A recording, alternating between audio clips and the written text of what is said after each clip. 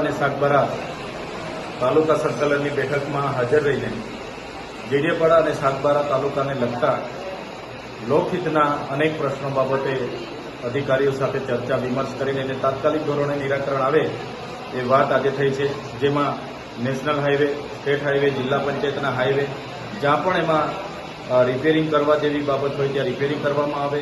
ઘણી જગ્યાએ આંગણવાડીના મકાનો નથી, એ આંગણવાડીના મકાનો તાકીદે બનાવવામાં આવે. શાળાઓના મકાનો નથી, એ તાકીદે બનાવવામાં આવે. આયુષ્માન ભારતના જે સબ હેલ્થ સેન્ટરો છે એમાં પણ કેટલાક કર્મચારીઓ સમયે હાજર નથી રહેતા, ત્યારે લોકોને અગવડતા પડે છે, એ પણ સમયે હાજર રહે એવી અમે તાકીદ કરી છે.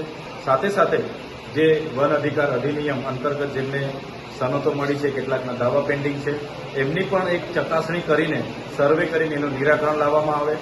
એવી તમામ બાબતો સ્વચ્છતા હોય, પોષણ હોય, કુપોષણ હોય, શિક્ષણ હોય, સિંચાઈ હોય, વીજળીને લઈને, ખાસ તો વીજળીને લઈને પણ અમારે ચર્ચાઓ થઈ છે. તમામ બાબતોએ અધિકારીઓએ હકારાત્મક જવાબો આપ્યા છે અને જે પણ મેં પ્રશ્ન રજૂઆતો કરી છે તમામ શાખાના અધિકારીઓ હાજર રહીને એનું તાકીદે નિરાકરણ આવે એ બાબતે એમણે અમને કીધું છે.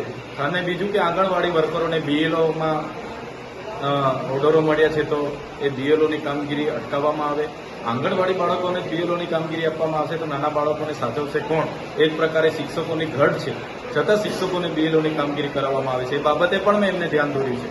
સાથે સાથે મોવીથી ડેડિયાપાડા આવતા રોડમાં જે વચ્ચે પુલ તૂટ્યો છે એમાં સરકાર અને અધિકારીઓની બેદરકારી છતી થાય છે, એ પણ તાકીદે ચાલુ કરવામાં આવે. તમામ બાબતોને લઈને અમારી આજની સંકલનમાં ચર્ચા થઈ છે.